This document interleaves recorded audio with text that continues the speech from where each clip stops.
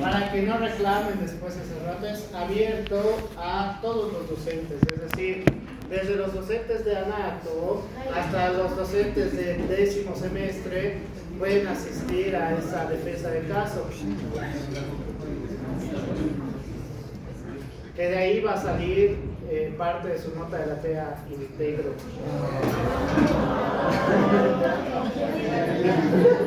Igual que caso clínico, va a ser para ambos quintos, por si acaso. Va a ser una semana, eso hemos hecho. Una semana ustedes, la siguiente el otro. Una semana ustedes, la siguiente el otro. Así sí. Se puede. Así les vamos a dar pago por igual.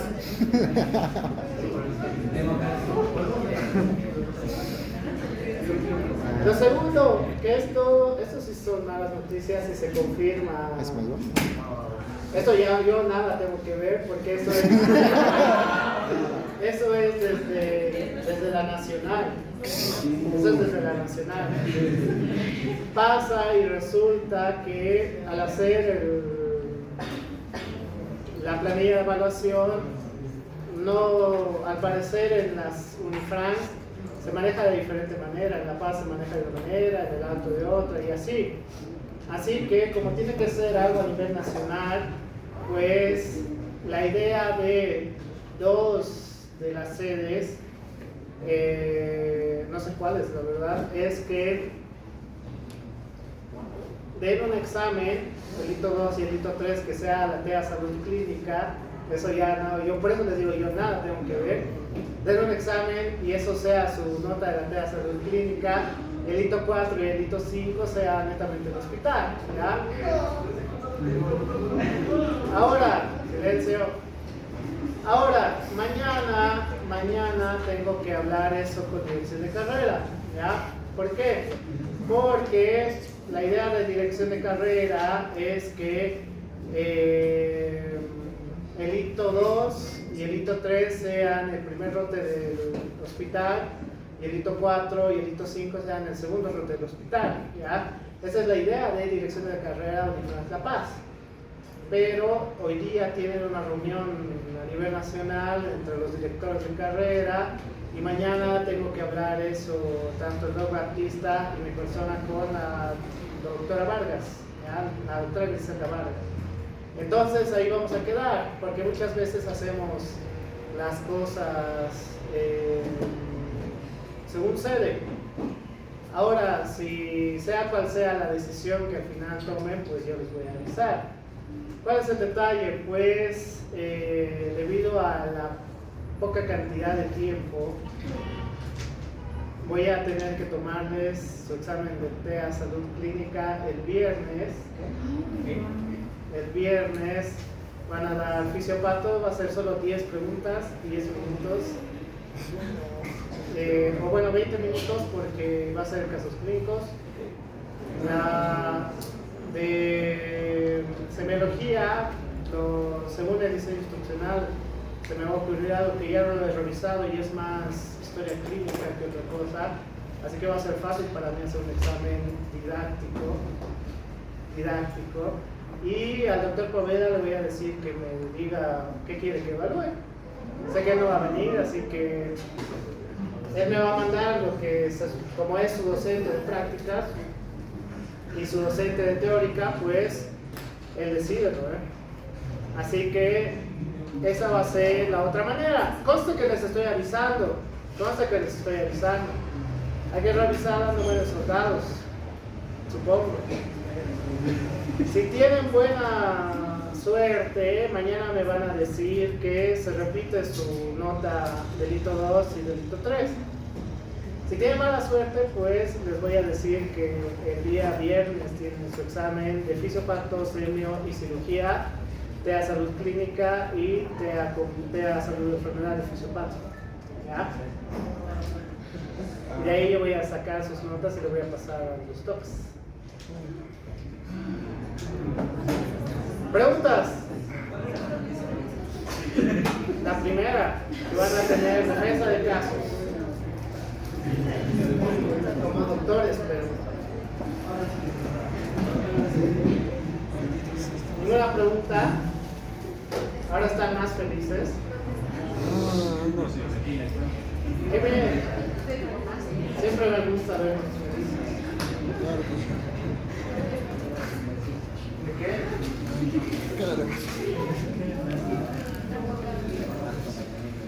No es culpa mía. Ya sí. En Francia, a nivel nacional, se manejan de distinta manera. Y pues donde manda capitán no manda marinero.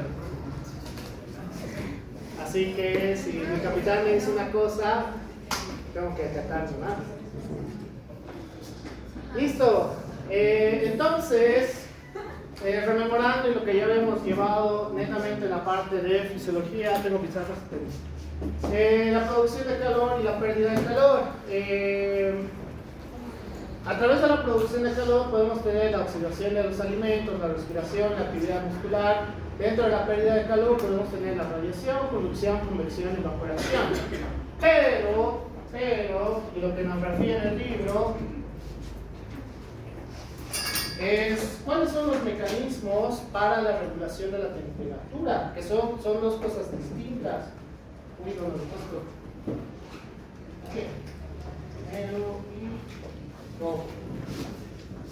no tengo zoom. Entonces, tenemos que diferenciar, aparte de la producción de calor y de la pérdida de calor, pues mecanismos de regulación. Cuando tenemos gran cantidad de elevación de la temperatura y cuando tenemos disminución de la temperatura. Entonces, ¿cuáles creen ustedes que serían los mecanismos para la regulación de estas? Según lo que hemos aprendido. Son 3 en cada uno.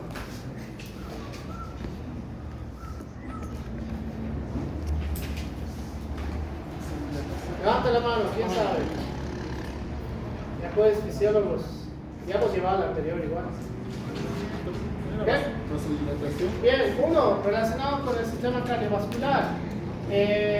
Cuando tenemos una elevación de la temperatura, vamos a tener vasodilatación. ¿Por qué? Porque la ley de Ussel, no, eso es flujo. Eso es flujo. Y estaría al revés el paso, ¿no? No, primero eso, vasoconstricción.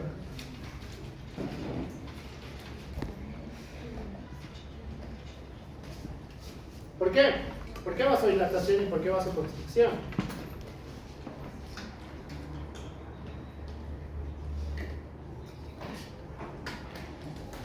¿Cómo sé que ustedes están generando calor? Así si yo los veo. Ya, no está mal, color. Pero si yo me acerco, ¿cómo sé que ustedes están generando calor? Sudar, no todo el tiempo. Sería raro. Ahorita que medio la temperatura está más alta que afuera, en teoría ya deberían estar sudando algunos, pero no los veo sudar. Así que, ¿cuál sería? Por la tonalidad de la piel. ¿Qué? Por la tonalidad de la piel, digamos, en rojizo. No, ya dijo eso. No en todos. No en todos pasa.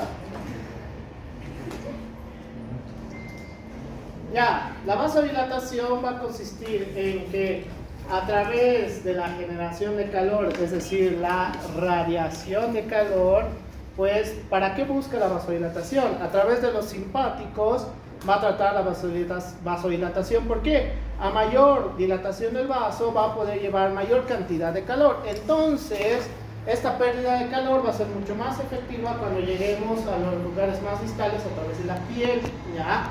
Es decir, lo va a llevar a través de la piel y vamos a tener la radiación de calor. A mayor radiación de calor, mayor pérdida de la temperatura, ¿ya? Ese es un mecanismo, para eso es la vasodilatación. Ahora, la vasoconstricción es totalmente lo contrario. Como hay una disminución en el lumen del vaso, pues vamos a tener menor capacidad de llevar toda esa radiación a través de los vasos para llegar finalmente a la piel. Entonces, para eso tenemos la vasoconstricción, ¿ya? para evitar la pérdida de calor. ¿Por qué? Si hay una disminución de la temperatura, tenemos que evitar la pérdida de calor. ¿Cuál sería otra forma de mantener la temperatura, o bueno, incrementar la temperatura y disminuir la temperatura, aparte de la parte cardiovascular? Otra que ya hemos llevado, sin morirse, por favor. ¿Qué? ¿Cómo?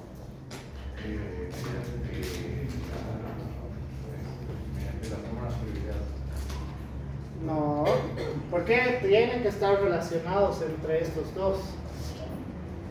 Eso es diferente, ¿por qué? Porque es producción de calor y pérdida de calor.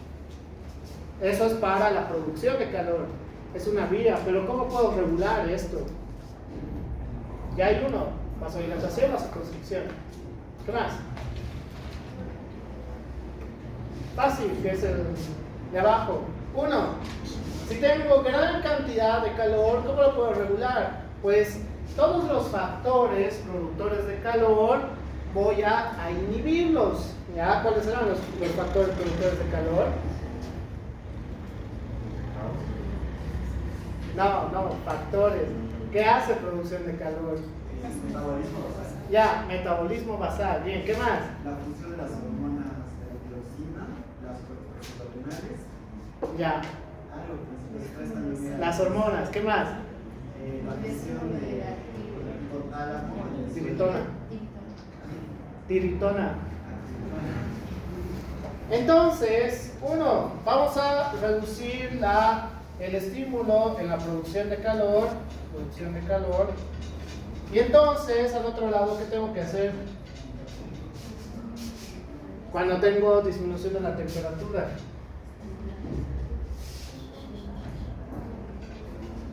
¿Qué haría? Voy a disfrutar sus casos clínicos. ¿Aumentar qué? Aumentar los estímulos para la producción de calor. ¿Ya? Aumentar los estímulos para la producción de calor.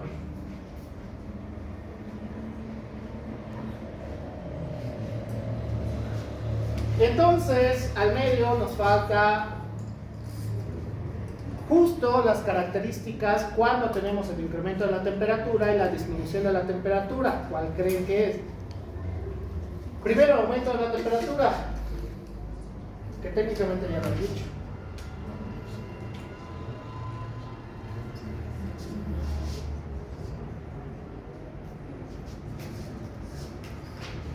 Sudoración, ¿y qué sería lo contrario?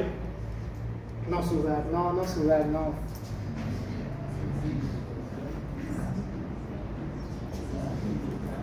¿Nadie?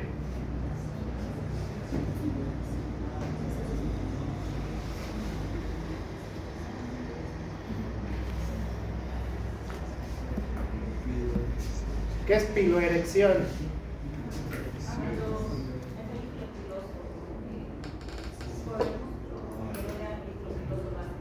Bien, entonces vamos a tener estas tres vías para los mecanismos de regulación. Cuando tenemos un incremento de la temperatura o cuando tenemos una disminución de la temperatura. La vasodilatación y la vasoconstricción ya les he explicado el por qué. Mientras que la sudoración no es más que un mecanismo para la regulación de la temperatura interna. Este es uno de los más importantes que vamos a tener para la pérdida del calor en el medio interno.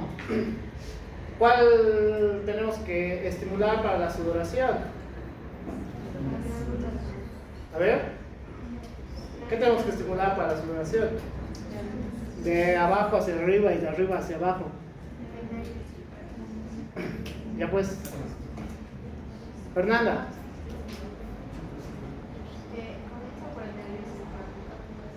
¿Por dónde comienza?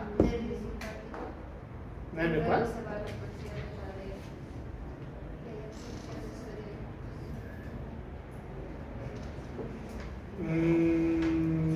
No está mal del todo, pero no. ¿Cómo?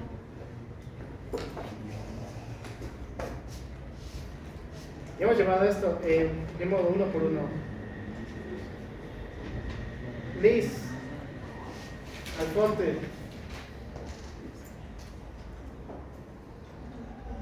Elizabeth, Montevilla, Jair, Mauricio. ¿Cómo llegamos a la sudoración? Vamos a ver progresión.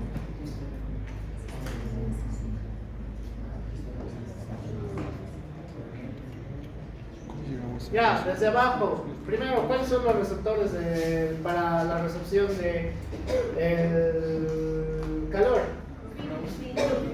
Bien, Ruffini. Vamos a ir a través de los corpúsculos de Ruffini. De ahí, ¿dónde tengo que ir? Con la vía ascendente. ¿Hacia dónde? ¿Hacia dónde? ¿A cuál? ¿Ustedes? ¿A cuál?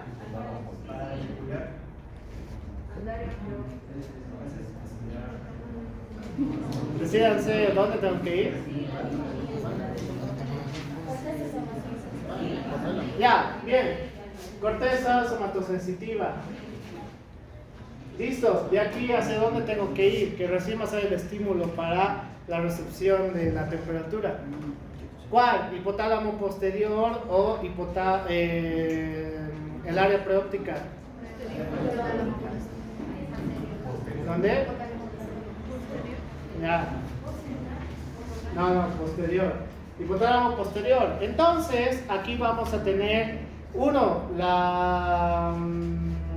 vamos a realmente sentir el incremento de la temperatura cuando lleguemos al área sensitiva, y la acción va a ir directamente hacia el hipotálamo posterior. ¿Para qué? Pues tenemos el incremento de la temperatura más allá de lo tolerable para el paciente, por el cual la acción del hipotálamo posterior va a ir hacia ¿dónde? Hacia las glándulas sudoríparas a través del simpático. ¿Para qué? Justo en la parte más profunda de la glándula sudorípara, que lo habíamos visto en la anterior clase, pues va a empezar la generación de la secreción primaria, ¿ya? Entonces, a través de la secreción primaria, ¿qué vamos a tener? Sudoración, ¿ya? Y algo que nos dice el libro, que es bastante curioso: ¿qué pasaría si el estímulo va hacia el hipotálamo anterior y va hacia el hipotálamo posterior y también va hacia el área preóptica? No exactamente, porque los escalofríos no te dan así por así.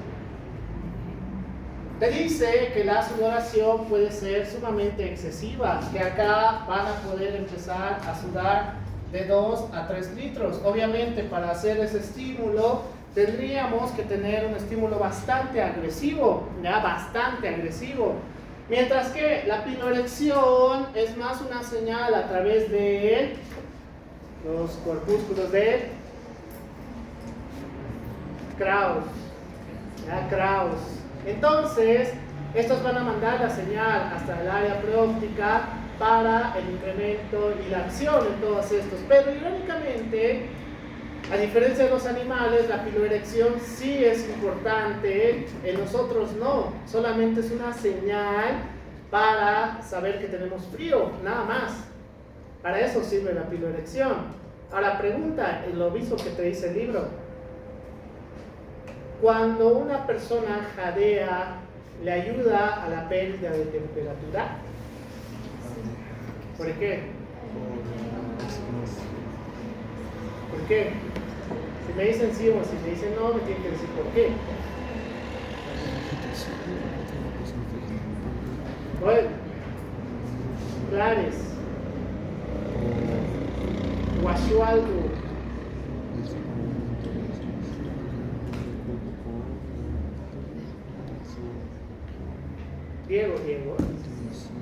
Diego, Magdiel, Antonella, Vania, Luz, Miluska, nada, ¿Cómo es? ¿Sí o no? Ya, dicen sí, pero ¿por qué?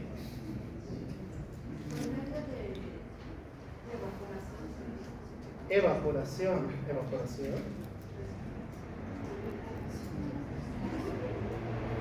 Ya, número 1, ¿qué sería la acción de jadear? Respirar. Bien, pero a través de la boca. ¿Ya? La diferencia entre los animales es que hay un gran porcentaje de los mamíferos que no pueden sudar. Ellos pierden el calor a través de jadear, es decir, incrementan la ventilación y empiezan a jadear. En los humanos no funciona así. ¿Por qué? Porque en la infinita sabiduría, cuando nuestro cuerpo evolucionó, o lo que sea que ustedes quieran, o alguien los hizo a base de barro, o no sé, lo que sea, no podemos hacer esa misma acción. ¿Por qué? Anatómicamente hablando. Los voy a colgar si no me responden esto. Anatómicamente hablando, ¿por qué no es bueno jadear? ¿Por qué? Levante la mano, anatómicamente hablando. ¿Qué pasaría si ahorita, supongamos que nos he llevado de paseo a Santa Cruz en plena primavera y nos vamos a la plaza 24 de septiembre con 35 grados centígrados, no hay un solo edificio alrededor? ¿Qué pasaría ese momento? No, el calor de Santa Cruz no es así, ¿sí ven? Bien, empezaríamos a sudar. ¿Qué pasaría si empiezan a jadear? ¿Qué? ¿Por qué? Por la fatiga muscular. ¿Por qué?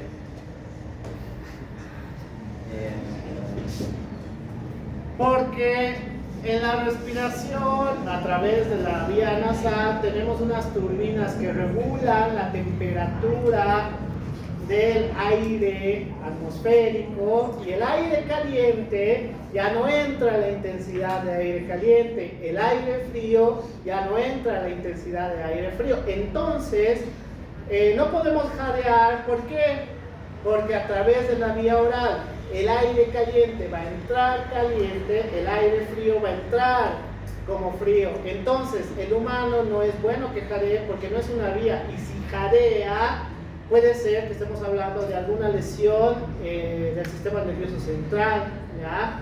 Cuando empieza a jadear. ¿Por qué? Porque si empieza a jadear y hace calor en el ambiente, se puede ahogar, porque el aire caliente va a alterar las presiones parciales en todo el sistema respiratorio, ¿ya? Sobre todo en la zona respiratoria, no tanto en la zona de conducción, aunque igual ahí vas a tener una disminución de la secreción de las mucosas.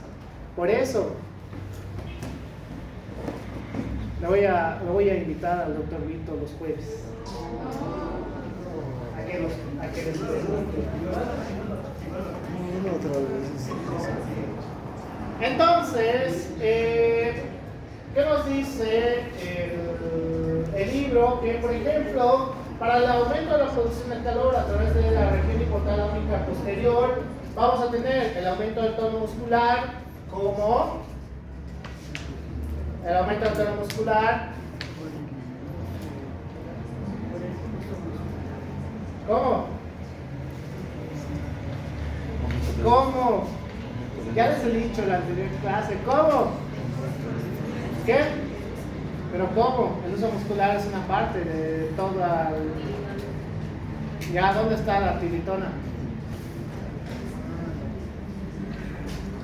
Estimulando el centro motor primario de la tiritona, que se encuentra muy cerca del área preóptica en el tercer ventrículo, y esto va a causar que a través de un estímulo hacia el uso muscular tengamos mayor tono muscular, ¿ya? Entonces, los escalofríos, y ahorita vamos a ver, también está relacionado para el aumento de la producción.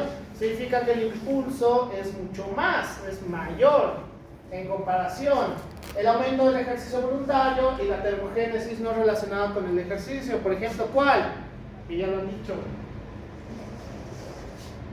el incremento del índice metabólico basal, ¿ya? El incremento del índice metabólico basal. Entonces, en respuesta al frío, pues va a ser totalmente lo contrario, vasoconstricción, cambios en la postura para reducir el área expuesta, encorvamiento de hombros y ropa de abrigo. ¿Por qué el cambio de la producción, el cambio de la postura? Es un poquito fácil de suponer. En respuesta al frío. ¿Por qué cuando les hace frío entran a su cama y no están rectos y como si fueran fetos están ahí hacia un costado? Fetos en el buen sentido, embriológicamente hablando.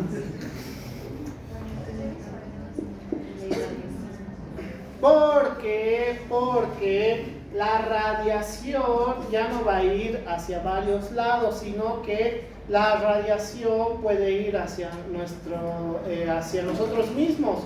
Por eso empiezan a tener esa curvatura, esos cambios en la postura, ¿ya? Y la ropa de abrigo, ¿cuál era la justificación de abrigarse? ¿Qué? Una barrera. ¿Cuál era la barrera fisiológica principal? Bien, el tejido adiposo, que reduce la velocidad de la pérdida de calor hasta en 1/3 de la velocidad, ya 1/3 de la velocidad. Entonces, por eso van a ser las respuestas al frío, mientras que la región hipotalámica anterior, que va a ser una regulación tanto del área preóptica como de la región hipotalámica posterior, pues vamos a tener una disminución del tono muscular gracias al estímulo de este y una disminución del ejercicio voluntario para que pues no te desmayes. En respuesta al calor, pues el aumento de la pérdida de calor, tal cual lo decíamos, vasodilatación, sudoración y van a empezar a utilizar ropa ligera, ¿ya? Preguntas hasta acá. No es difícil esto, pero me lo hacen difícil ustedes. Entonces, vamos a ver que cuando tenemos un incremento en la producción de calor, va a estar relacionado también que en un punto de corte para la regulación de la temperatura hipotalámica, a partir de los 37 grados vamos a empezar con la pérdida de calor a través de la evaporación, es decir, a través de la sudoración. La literatura te dice que con la temperatura interna, a partir de los 37 grados, vamos a tener los primeros estímulos para la sudoración. Mediante esto vaya subiendo, vamos a tener gran cantidad de sudoración, ¿ya? Así que la temperatura interna es lo que más nos tiene que importar. ¿Por qué? ¿Quién suda? Por ejemplo, ¿quién suda ahorita con el clima que está haciendo afuera? Pregunta, ¿hay personas que sudan con el clima que está haciendo afuera? Sí. Bien, sí. ¿Por qué? ¿Por qué creen? Levanta la mano, porfa, no hable. Porque no les entiendo. Es una suposición de ustedes, así que técnicamente no hay respuestas erróneas. Digan. A ver. Ya, puede ser una actividad física. ¿Qué más? Bien, el tejido adiposo excesivo, como va a reducir hasta 1/3 de la velocidad de la pérdida de calor, pues simplemente con una caminata de esquina a esquina ya pueden empezar con el incremento de la temperatura interna, por el cual pueden empezar a sudar, ¿ya? Por eso las personas que tienen más predominio de grasa corporal total más allá de lo normal, pues empiezan con sudoración, con simplemente subir las gradas, ¿ya? Subir las gradas. Pregunta, no sé si sabrán esto, espero que sí.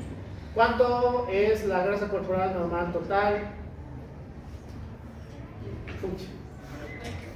¿Cuánto es la grasa corporal total normal?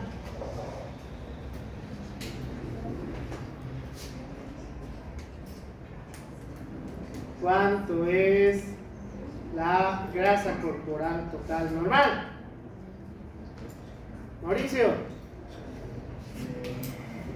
Luis. Escucha. Luis. 20 en todos.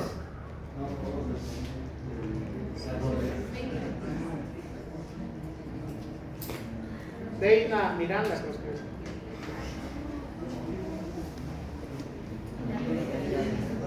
¿Cómo es? Normales. Ya, en los varones, la grasa corporal total normal tiene que ser entre 15 a 20%, mientras que en las mujeres tiene que ser del 20 hasta el 30%. ¿Ya? Entonces, todo lo que esté por encima de esos datos va a empezar a alterar la temperatura. Es decir, si tienes más de la grasa corporal total, siendo varón o siendo mujer, pues vas a empezar con los problemas de sudoración. Ahora, no sé si les habrán enseñado esto, pero ¿cómo puedo saber cuánto es su grasa corporal total? ¿Qué? Me va a dar un infarto ahorita a mí. ¿Qué mide el índice de masa corporal?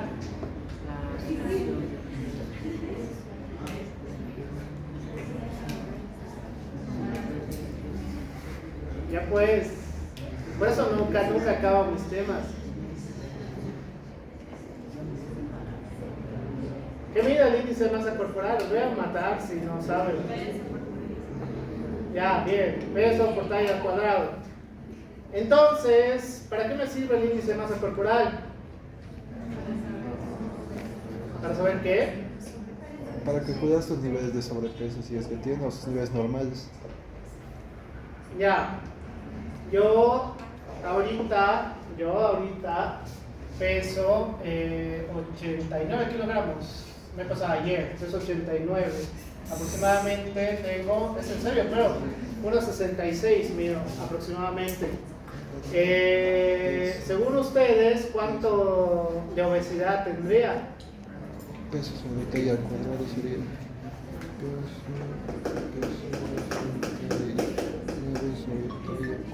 No pueden hacer ni índice de masa corporal, Dios mío. Cálculo más no hay.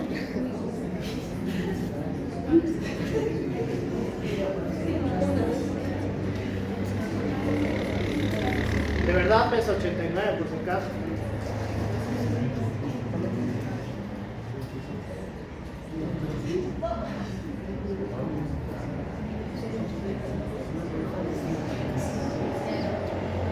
¿Cómo es? ¿Cuánto es mi índice de masa corporal? 32.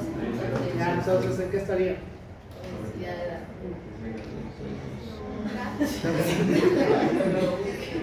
Ya. Entonces, tengo la característica de una persona que tiene obesidad grado 1. Estoy así, porque eso te dice la OMS. Que los de obesidad, algo les han enseñado mal, no quiero saber qué. ¿Saben cuánto es mi grasa corporal total? Estoy en 22%. 22% de grasa corporal total. Estoy muy cerca de lo normal. Y por las prácticas que he hecho con mis alumnos, porque a ellos sí les he enseñado cómo medir. ¿Cómo puedes medir? No voy a alargar esto. ¿Cómo puedes medir y cómo realmente sabes si alguien tiene salud o no? El índice de masa corporal desde hace 20 años, te dice que es una herramienta que te puede ayudar a suponer cuál es la probabilidad de riesgo de trastornos metabólicos del paciente. ¿Ya? Riesgo. Ahora, ¿cómo realmente sé si el paciente está en un riesgo real? El índice de masa corporal solo te da un vistazo en la punta del iceberg. ¿Cómo puedo saber? Con tres cosas. Número 1, antropometría, ¿ya? Antropometría. Número 2, plicometría, ¿ya? O pliegometría, le dicen en otros lados. Y número 3, el índice cintura-cadera. ¿Quién sabe qué es el índice cintura-cadera?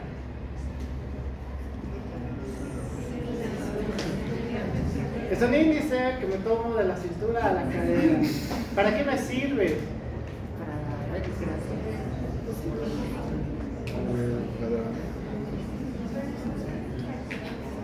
¿Qué? Para ver.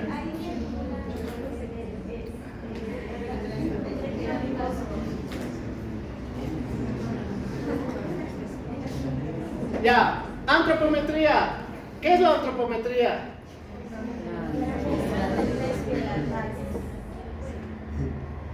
Antropometría es la medición específica de todas las partes de tu cuerpo, es decir, cuánto mide mi brazo a lo largo, cuánto mide en tres partes que vamos a dividir en la mano, el antebrazo y el brazo, y el diámetro de cada parte, ¿ya? Entonces, ahí le tengo que agregar algo más que va a hacer, abra la puerta, por favor. Alguien abra la puerta porque hace calor. Ahí tengo que agregar algo más que va a ser la plicometría, es decir, mis alumnos me han medido y aproximadamente mi antebrazo mide 28 centímetros de radio. Los 28 centímetros resulta que tengo un centímetro de grasa corporal, 1 centímetro de grasa corporal en mi antebrazo, ¿ya? En mi brazo tengo 2 centímetros de grasa corporal y mide 36 el radio total de mi brazo, ¿ya? Mide 36. Entonces, tengo que hacer toda esa parte en mi antropometría y mi plicometría. ¿Para qué? Para saber dónde se va acumulando la grasa, ¿ya? Entonces, cuando tengo todo, ahí sé, haciendo una división, cuánto es su grasa corporal total, ¿ya? Y finalmente, el índice cintura-cadera te sirve para determinar riesgo cardiovascular. ¿Por qué? Porque el acúmulo de tejido adiposo a nivel abdominal es un factor de riesgo para problemas cardiovasculares, ¿ya? En las mujeres, el índice cintura-cadera, cuando es mayor a 0.86, tiene un alto riesgo cardiovascular. En los varones, cuando es mayor a 1, tiene un alto riesgo cardiovascular, ¿ya? Mi índice cintura-cadera está en 0.89, ya ni siquiera estoy en un riesgo leve. Vuelvo a preguntar, entonces, ¿estoy enfermo, como dice el índice de masa corporal? Porque eso dice el índice de masa corporal, ¿ya? Pero aquí ya hace lo interesante, lo que hemos hecho en la práctica con mis alumnos. Resulta que hay 4 alumnos que tienen características delgadas, pero su grasa corporal llega hasta 38 y 36%, pero tienen su físico es delgado, ¿ya? Su físico es delgado, pero tienen gran cantidad de grasa corporal y casualmente en ellos su índice cintura-cadera está en un riesgo moderado o en un riesgo alto. Es decir, el índice de masa corporal no es determinante de nada. Hace 20 años ya se ha descartado eso. Ya hace 20 malditos años ya se sabe que no funciona para eso. Tenemos que complementar con un sinfín de cosas. Y yo soy el retrato de eso. Ya, yo soy el retrato de eso. ¿Por qué peso harto? Porque creen. Bien, masa macra muscular. Con peso más por la masa macra muscular. Entonces, la masa macra muscular también te puede hacer incrementar la sudoración. Sí, ¿por qué? Por las contracciones musculares a través de la tiritona, ¿ya? A través de la tiritona también puedes sudar más. Es decir, la gran cantidad de tejido adiposo va a impedir la pérdida de calor y eso te puede hacer mayor sudoración, mientras que el estímulo de la tiritona, al tener más masa macra muscular, vas a tener más pérdida de calor a través de la evaporación. Es decir, el tener musculatura te va a ayudar a tener una mejora en la regulación. Lo que te dice el Guyton desde hace mucho tiempo.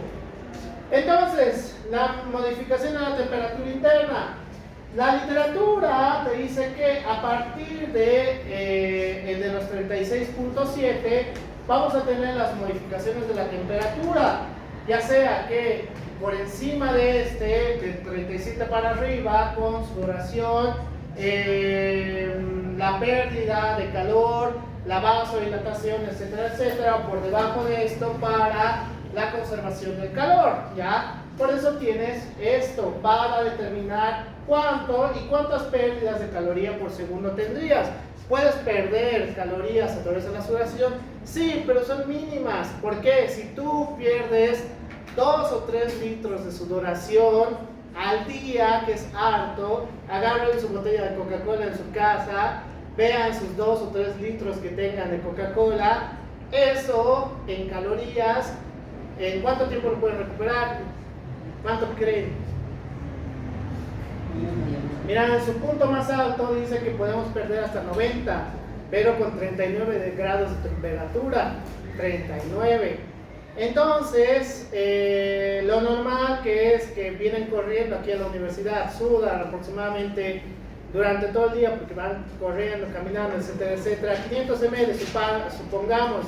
En un desayuno ya recuperadas esas calorías, ya en un desayuno, es decir, esa mala fama de pónganse fajas termogénicas, vayan al sauna hasta perder kilos y kilos supuestamente, no funciona de esa manera. ¿Por qué?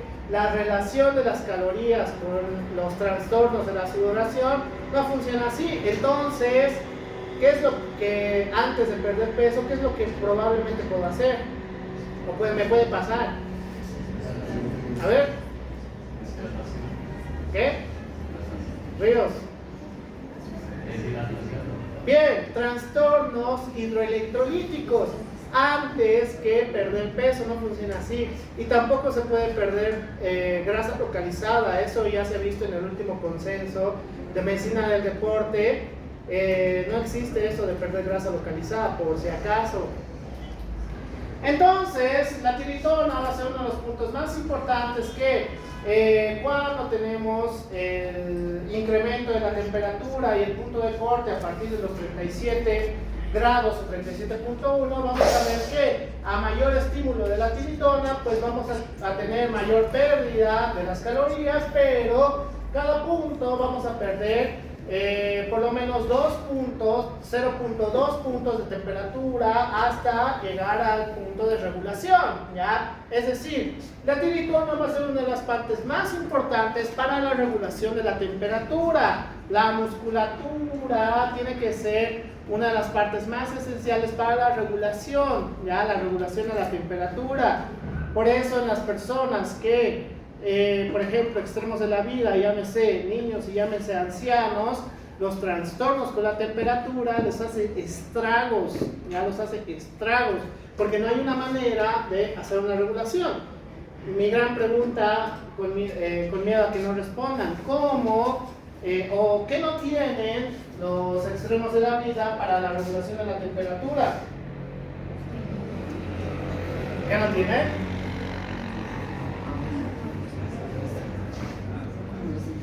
Levante la mano, por favor, voy a seguir preguntando. Salef, Cachuchaya.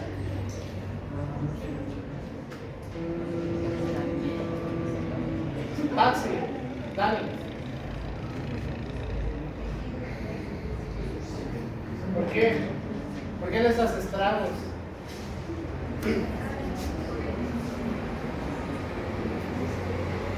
¿Qué factor de regulación de la temperatura no tendrían esos pacientes? Aquí tenemos 3, ahí tenemos 3.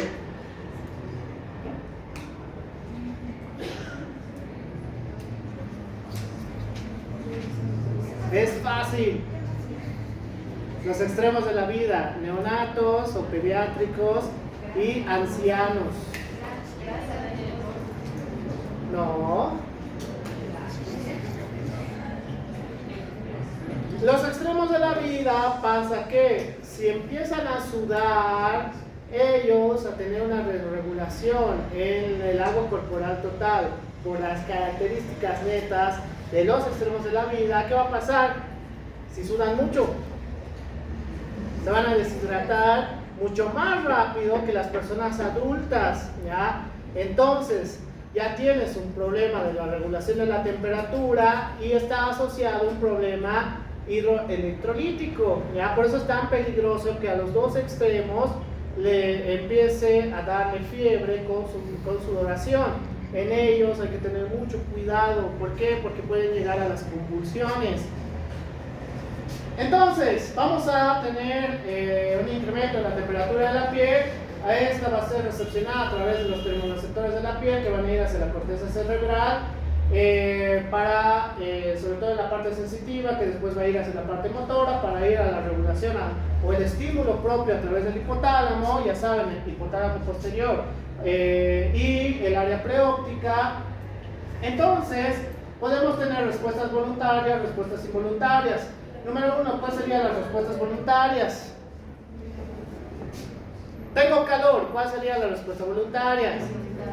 Bien, quitarme el exceso de ropa, en caso si he venido con una chaqueta y resulta que aquí está haciendo un montón de calor porque ustedes respiran como asmáticos. ¿Qué voy a hacer? Me voy a quitar el abrigo que tengo, ¿no ven? Entonces, ¿cuál sería la respuesta involuntaria? Antes de, con el músculo esquelético. Contracción muscular, ya la contracción muscular. ¿Por qué? Porque este puede estar relacionado con la tiritona, puede estar relacionado con los escalofríos, ya, con los escalofríos. Entonces, si yo necesito mayor generación de calor, puedo ir a través de la hormona tiroidea por estímulo del hipotálamo para la hormona liberadora de tirotropina, después hacia la parte de la hipófisis para la TSH, que significa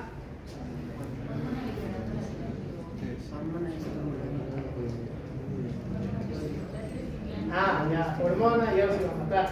Hormona tiroestimulante. Entonces, de la hormona tiroestimulante, que no les voy a explicar ahora, pero va a ser pregunta de examen, ya les estoy avisando cómo es la secreción de las hormonas tiroideas. Entonces voy a tener la formación de T3 y T4. ¿Cuál me sirve más? Pues la T3. A través de la T3 vamos a tener una de las funciones principales de la hormona tiroidea, que va a ser el incremento del índice metabólico basal.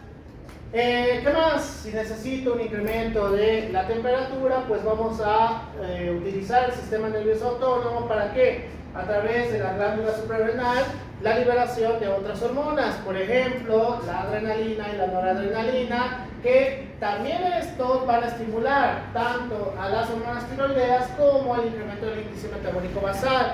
¿Cuál más? La testosterona también se ha visto que es una hormona que va a estimular el índice metabólico basal. ¿Cuál más?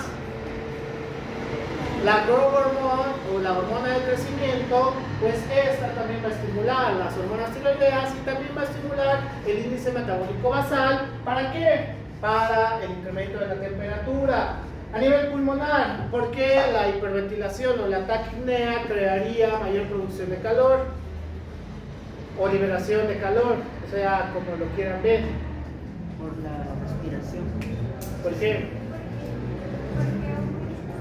Porque aumenta el flujo sanguíneo, hace vasodilatación. El flujo sanguíneo.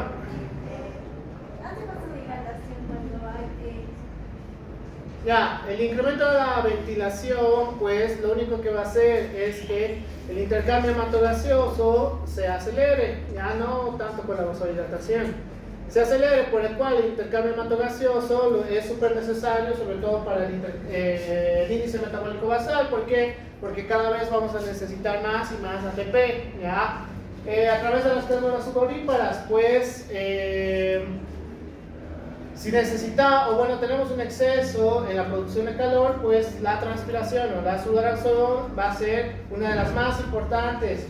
Las arteriolas de la piel, esto ya les he hablado, a través de la anastomosis arteriovenosa que vamos a tener a través de la piel, pues vamos a tener la constricción o dilatación de los vasos sanguíneos. A través de la respiración podemos perder calor. Sí, ¿cuánto? Porcentaje. Aproximadamente 5 o 6% de la pérdida de calor, ¿ya? Que no es jadear, ¿ya? No jadear, los humanos no jadean. Entonces, si vamos a ver desde el punto de vista de la regulación desde el punto de vista del sistema nervioso central, ya sea por los termorreceptores centrales o los termorreceptores periféricos. Vamos a ir hacia el hipotálamo anterior o el hipotálamo posterior, en la cual vamos a tener dos vías, el sistema nervioso simpático y el sistema nervioso somático o autónomo, en la cual a través de la vía colinérgica y los alfa-adrenérgicos, la vía colinérgica va a ir directamente hacia las glándulas sudoríparas para la pérdida de calor por evaporación, mientras que la alfa-adrenérgica va a ir hacia los vasos para que la corriente térmica interna empiece a incrementarse, por el cual esto significa vasodilatación. Ya hemos hablado de esto. La vasodilatación va a ayudarnos a mayor pérdida de calor. Mientras que por la vía beta-adrenérgica vamos a ver que el tejido adiposo marrón vamos a tener un incremento en la termogénesis sin temblor, sobre todo en el lactante, ¿ya? En el tejido adiposo, es decir, el lactante puede tener termogénesis sin temblor, a menos que ya la temperatura se incremente a niveles abruptos. Y es una vía de la pérdida de calor para el lactante, ya es una vía de pérdida de calor, mientras que el sistema nervioso somático, a través de la vía colinérgica, a través del músculo esquelético, vamos a tener la termogénesis por temblor, o también el estímulo hacia la tiritona, el centro motor primario de la tiritona. Entonces, si nos vamos a ir a la fiebre como tal, vamos a ver que vamos a tener un sinfín de causas para la fiebre como tal, que el más común va a ser la infección, ¿ya? Infección por bacterias, virus, hongos, parásitos, etcétera, etcétera. ¿Qué es lo importante de todo esto? Que vamos a activar el sistema inmune para la producción de monocitos, malditas motos, neutrófilos, linfocitos, células mesangiales, etcétera, etcétera. Esto va a ser importante, ¿por qué? Porque vamos a tener las citocinas pirógenas a través de la interleucina 1, el factor de necrosis tumoral, la interleucina 6 y... uy, se me dio el nombre de esta. El interferón alfa, bien, gracias. ¿Por qué? Porque estos van a ser importantes, porque a través de estos, hacia la circulación, vamos a tener la capacidad de la formación de prostaglandina 2, ¿ya? La prostaglandina 2. Entonces, a través del endotelio vamos a tener la formación de la prostaglandina 2, por el cual este va a ser un sistema antipirético. ¿Para qué? A través de los neurotransmisores, por un segundo mensajero que va a ser el AMP cíclico, vamos a ir al hipotálamo, al centro termorregulador. ¿Cuál es el centro termorregulador? Ya, puede ser, si tengo fiebre. El área preóptica, pero ¿cuál más?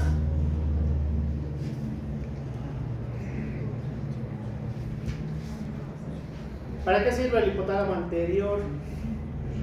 Bien, centro termorregulador. El hipotálamo anterior pues va a ser el centro termorregulador.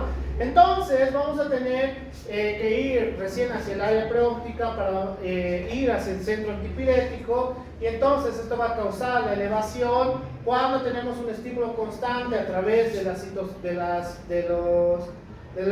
citotóxicos pirógenos, es el otro nombre que me acordaba. Vamos a tener una constante elevación de la temperatura, por el cual vamos a tener la conservación a través de la vasoconstricción al final del todo, y un aumento de la producción de calor. ¿A través de qué vía? Pues todo este proceso necesita que mayor formación de sistema inmune, y además de la parte de la función celular, pues ¿qué va a hacer? Más necesidad de ATP, por el cual el índice metabólico basal también se va a incrementar. ¿A través de qué vías? Que ya les he dicho en la anterior clase. El incremento de la gluconeogénesis, el incremento de la glucogenólisis. Entonces, estas dos vías van a tener mayor producción de calor. La conservación, ¿por qué lo hacemos? Ahorita les voy a explicar esto. Entonces, la consecuencia de esto es que vamos a incrementar la temperatura interna como una respuesta periférica, y finalmente vamos a tener la fiebre. ¿Por qué tenemos fiebre? ¿Por qué tenemos fiebre? Bien, es una respuesta ante un agente causal.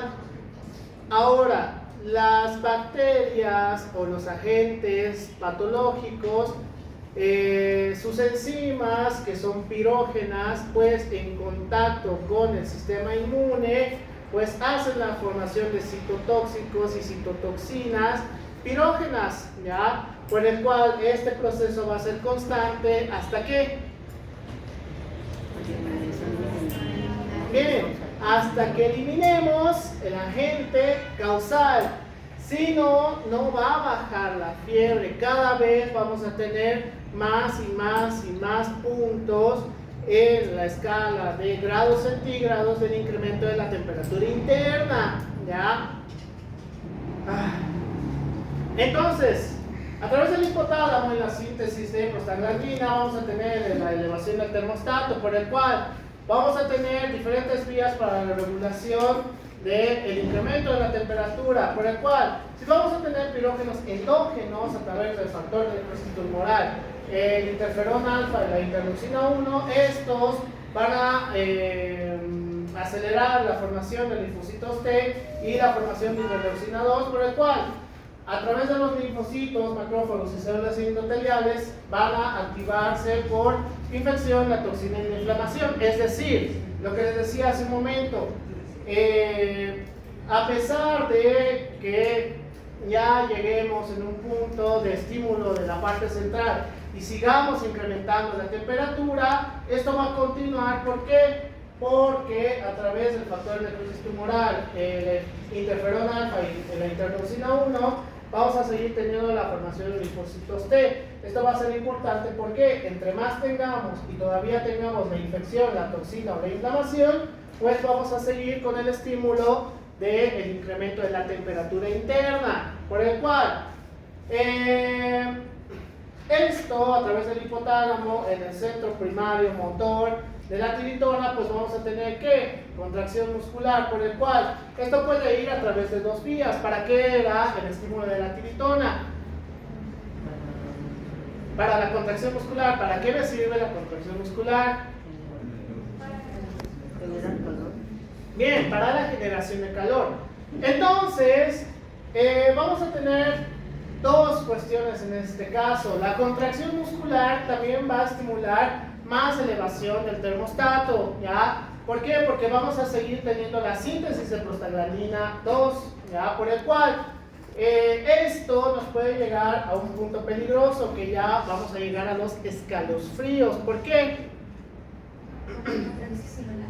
Ahí te los voy a mostrar. Por el cual, el escalofrío, ¿qué es lo que va a causar? Vamos a tener dos vías, a través de la contracción muscular y a través de la producción de calor por los escalofríos, más y más elevación del termostato, por el cual el centro vasomotor nos puede llevar a una vasoconstricción, que esto va a ser una conservación de calor, por el cual vamos a tener fiebre. ¿A cuándo decimos que es fiebre? De 36 puntos. ¿Cuándo? No estoy diciendo temperatura normal. ¿Cuándo decimos que es fiebre? En grados centígrados. Por encima de los 37.9 grados A ver. centígrados. Levanten la mano, por favor. No solo mayor. Ya. Y la fiebre va a incrementar el aumento de producción de linfocitos T cooperadores, la otra vía que hemos visto, por el cual vamos a volver al mismo punto. ¿Por qué? ¿Por qué tiene que volver al mismo punto? Porque a través de los linfocitos, de los macrófagos, trata de destruir el agente causal, ¿ya? No solamente la fiebre es un medio de combate, que los patógenos no resisten la temperatura interna más allá de 40 grados centígrados, pero lo irónico es que nosotros tampoco, ¿ya? Por el cual el incremento de la temperatura es sumamente peligroso.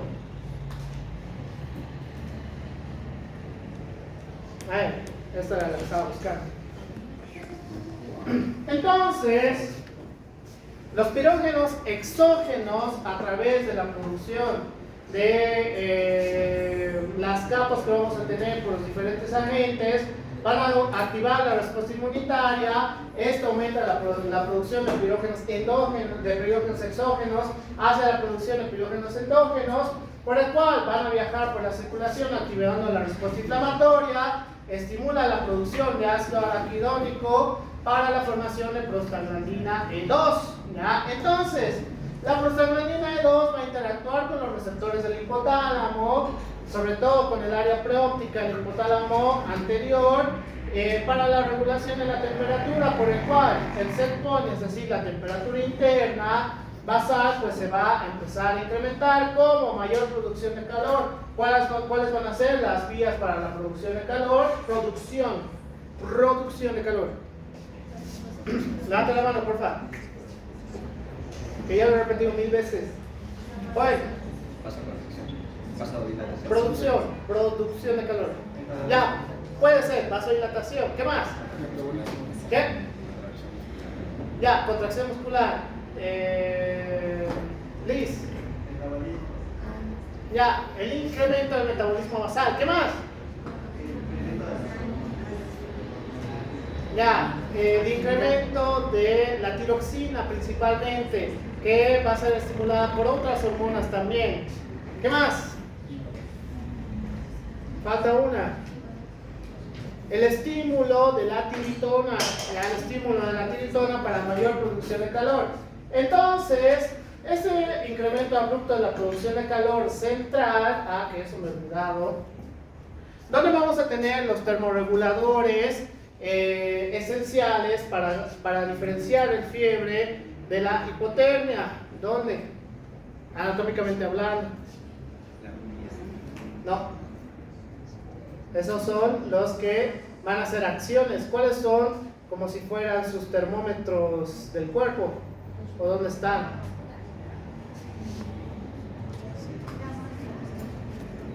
No, a veces están calientes y su mano está fría.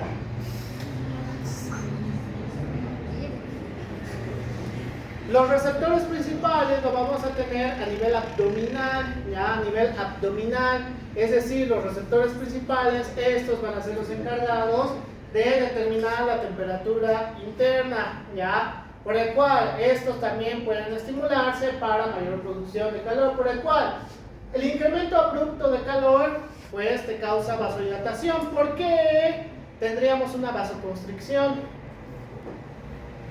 Para distribuir el calor.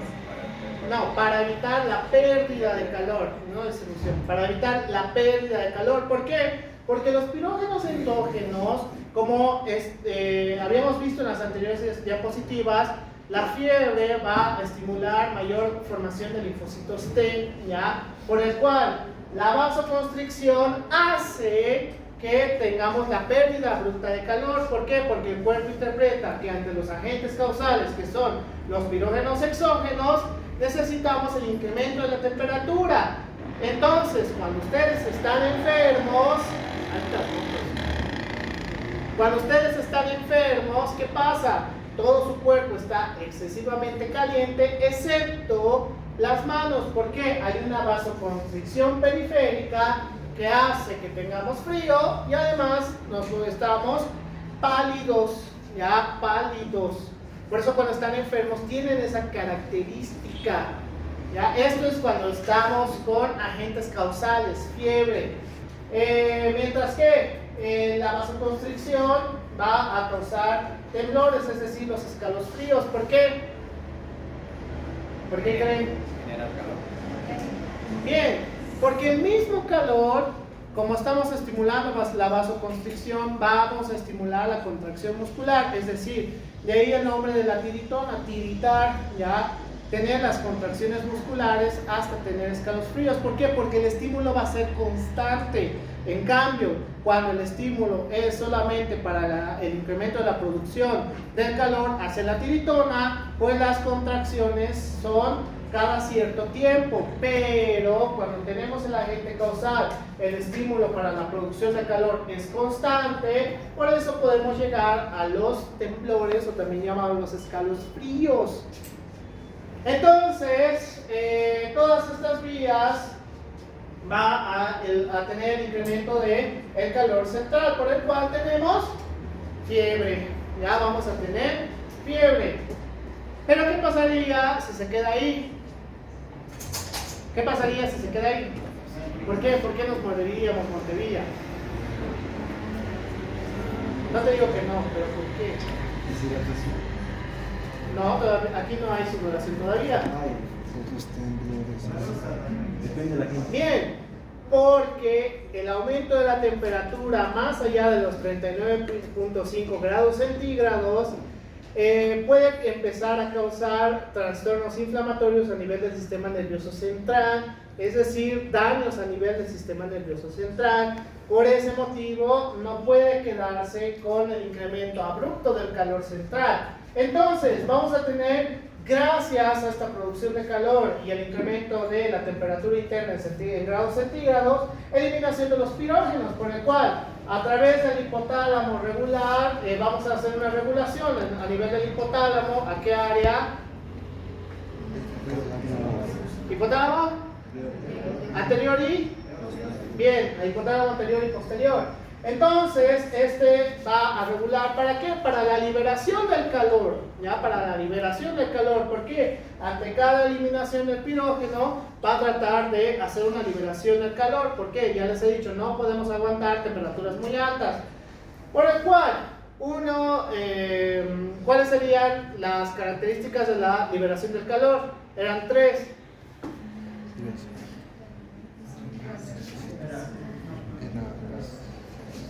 Liberación del calor. ¿Qué? ¿Qué? No, esos son otras cosas. Mecanismos de regulación. Vasodilatación. Bien, vasodilatación. ¿Qué más? Lo más común.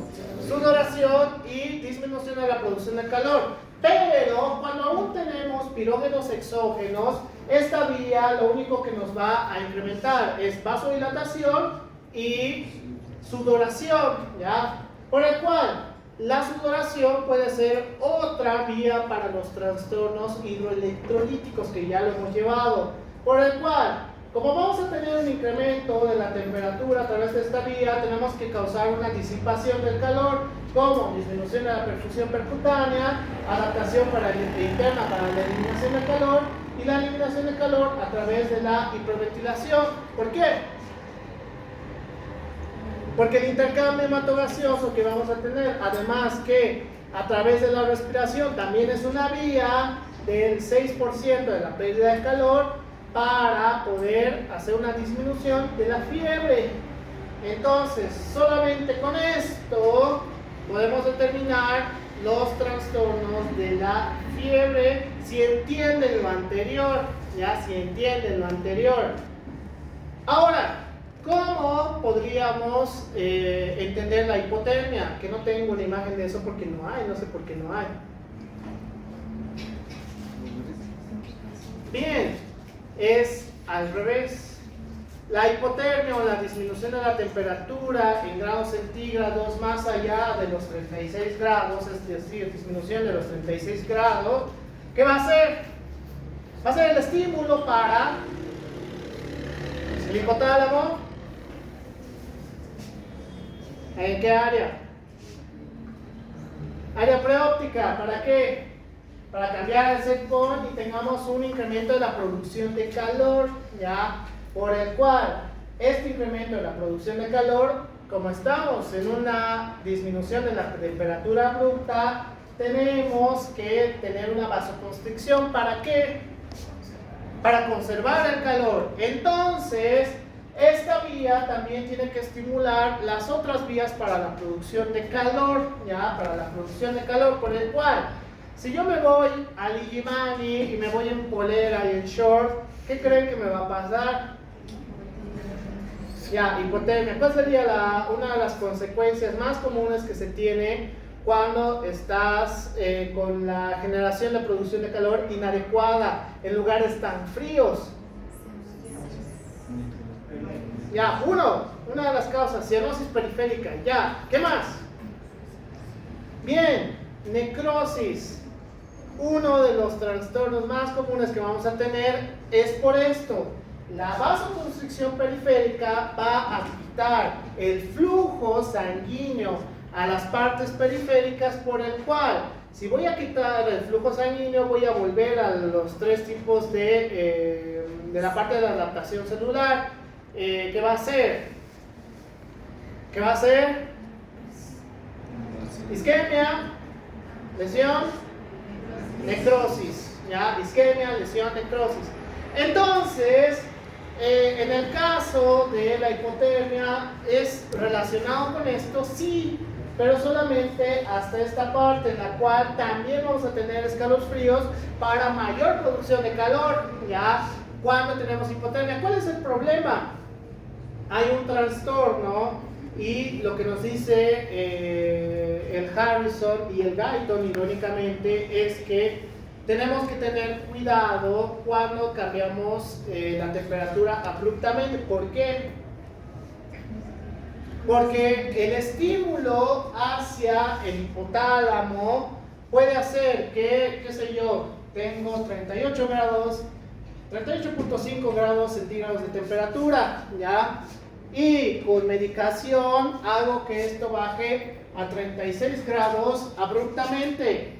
El estímulo agresivo que puedo tener hacia el hipotálamo puede hacer que empiece a tener pérdidas de calores abruptas, por el cual, estando en un estado de febrícula o de fiebre, puedo pasar hacia la hipotermia. Por eso tenemos que tener mucho cuidado con los medicamentos antipirógenos, ¿ya? Tenemos que tener mucho cuidado, porque si hacemos un estímulo inadecuado puede descender abruptamente.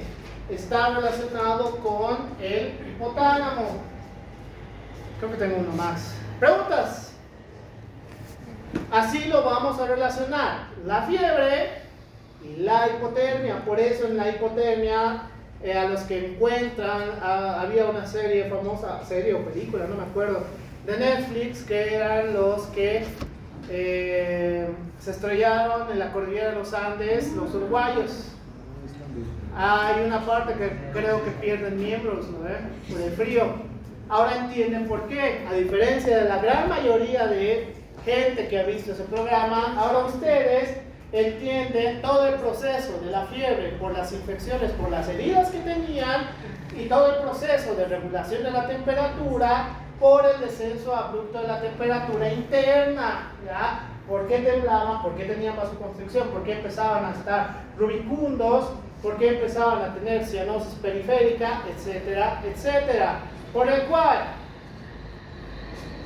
si entendemos esto, si entendemos lo anterior, cómo funciona con los pirógenos exógenos y demás, podemos entender cómo disminuir la fiebre a través de los medicamentos, ¿ya? A través de los medicamentos, por ejemplo, podemos tener a través de inhibición por corticoides, por la fosfolipasa A, para la no formación de ácido araquidónico, o a través de la inhibición por AINES o ASAs hacia la COX, la ciclooxigenasa, para la no formación de prostaglandina, sobre todo la prostaglandina E, y los tromboxanos, por el cual esto es fármaco más, ¿ya? Los libros de fisiopatología te enseñan fármaco más. Entonces, esto te explicaría por qué primero tendrías que entender la fisiopatología y lo puedes complementar con farmacología para entender dónde actúa y cómo. Entonces, el libro de fisiopatología también te da esta parte. Ahora que lo estamos relacionando con fiebre. Ya no tengo más que ver. Y así es como deberían saber ustedes la fisiología de la regulación de la temperatura, la fisiopatología de la fiebre y la fisiopatología de... ¿Qué es lo contrario de la fiebre? ¿De qué? Levanten la mano, por favor. ¿De qué? Bien, de la hipotermia. Entonces, hasta acá va a ser su examen. Es harto, se ganan sus libros, es harta de información que tienen por estudiar es hartísimo. ¿De dónde he sacado la fisiología? Del Guyton. Es el único libro de fisiología que lo tiene, específicamente de la regulación de la temperatura. No hay más, no hay otro libro de fisiología buscado, uno más cortito.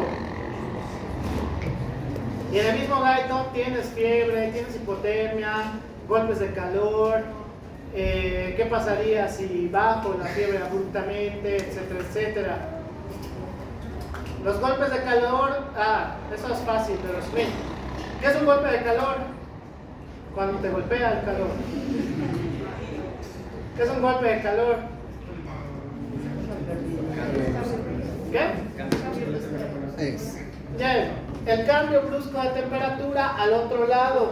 El golpe de calor es cuando la temperatura interna sube abruptamente y no hay manera de poder bajarlo, ¿ya? Que normalmente está relacionado con temperaturas inadecuadas para los humanos. Por eso, cuando están en Dubái y todo el cambio climático que sí existe, llega a temperaturas externas de hasta 50 grados centígrados, les da golpe de calor. ¿Y cómo puedo bajar el golpe de calor si estoy almorzando en Dubái? Ojalá almorzando en Dubái y de repente me da un golpe de calor. ¿Agua? No, vas a vomitar. Bien, lo que les he enseñado, pues ver a través de vías físicas, disminución del calor, y si se puede a través de la vía medicamentosa, ya no hay de otra. Y hidratarlos mucho, ¿por qué? Porque sudan más allá de 2 o 3 litros en ese momento, sudan como nunca. Los golpes de calor son sumamente peligrosos porque puedes morir. En cambio, esas personas que se levantan a las 5 de la mañana, que ven una tina y Lo mismo, vas a bajar abruptamente. Por eso en la última actualización de Medicina del Deporte te dice que lo de la tina con hielo no es recomendado. Inhibe la formación de músculo, inhibe la testosterona, inhibe los reguladores, los termorreguladores. Así que todo ese mito de antes, que bañarte a las 6 de la mañana con agua fría, ya se ha desmentido. Por eso hay que actualizarse en medicina. Ya, hay que actualizarse en medicina. ¿Vives?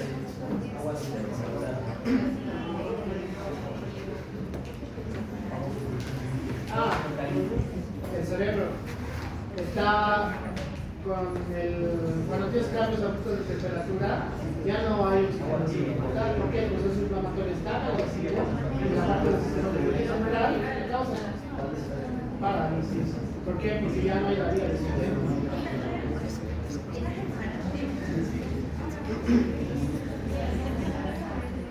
Nada más.